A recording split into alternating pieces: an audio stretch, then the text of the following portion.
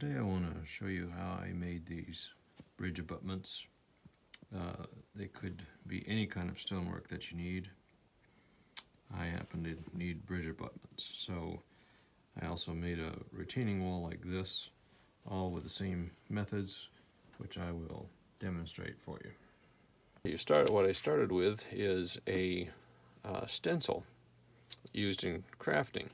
This particular one is a micro brick, or they called it micro brick. And it's the smallest one I could find. So I wanted to get as close to O scale as possible. So I got one of these stencils. You can just search at crafting sites for stencils like this. Another thing that I need is this light modeling paste by Liquitex. And that's what we're going to use to create the stone. It looks something like that. Very soft and smooth like whipped cream.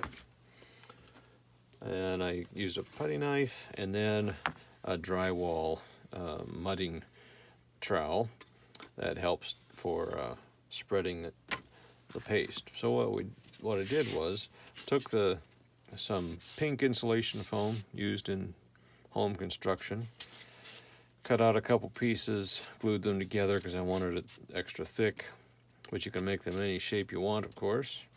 I've done 3 sides already. I'm going to show you how I do the last side. So, and you need to let each side dry individually, obviously, before you can move on, because otherwise you'll smear all the stonework. Take the stencil, put it on the work, and then you get some of the paste, and I just smear on large quantities.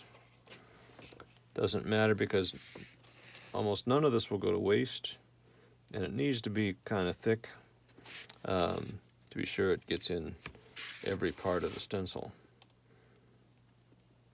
Don't have to be too careful, except for if you make a lot of up and down motions like pulling it apart, it might lift the stencil up and some paste might get under it, which isn't ideal. That can be fixed, but it's better if you can avoid that. So then I take the drywall trowel and just drag across, trying to keep it just above the stencil. Depends on the thickness that you want, but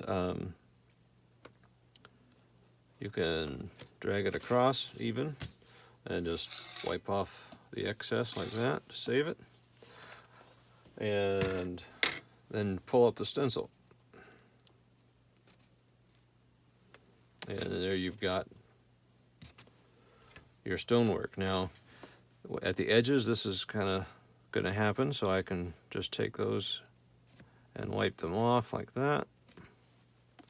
And I'll get that on all sides. Best to go straight down also. Otherwise, if you try to do it this way, it will smear into the row of stones above it, and you'll have to clean that up. Sometimes you'll get peaks because it is like whipped cream after you pull it off, but I come back with a putty knife and just tap them down, and they'll be fine. You can also do some bit of sanding or using a wood rasp on it after it's dried, but it gets surprisingly very hard, and even with a rasp you can work at it really hard and it won't do much at all. But so it's best to try to get any peaks taken care of before it dries. But left at room temperature, it would take hours to dry. Now what I do is I put it in front of a little space heater I have, and I give it 20 to 30 minutes, and then it's workable and I can do another side as opposed to waiting. But let me show you how I then clean this off too, and keeps you from losing any of it or wasting it.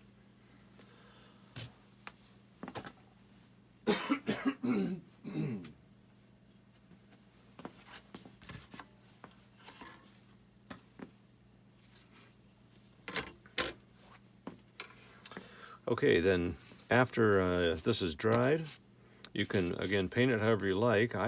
What I did, and the ones you saw, was paint the whole thing in a gray coat, and after that dried, I then dabbed on 3 separate colors using natural sponge, keeping it dry and just putting a little bit of one color on a palette and dabbing it, and then dabbing it into on a paper towel so it stays dry. Dab around like this, and random spots. In my case, I wanted sort of random colors. And then what I do is I use the stencil, put it over top when I do that, so then my stone color doesn't get in the mortar lines. And then I take another color and do the same thing, repeat 3 times. I don't really even wait till it dries in between, and it seems to work out fine. And then I, again, in the ones you saw, the last step, I used some powders to dirty them up and make them look a little more realistic, I thought. So I hope that gives you some ideas. Even if you don't do stonework, this paste might come in handy for modeling something else that you haven't been otherwise able to recreate. So for cleanup, all I do is bring the stencil over to an old countertop I have, but it's a Formica countertop. I can just put it down on top, and then take my trowel and go against it. And then I've got this I can put back in the jar, and some of it is left on the countertop. And you can just do that again. Countertop's real easy to clean if it's not clean already, and the stencil just washes off with water, and that's it.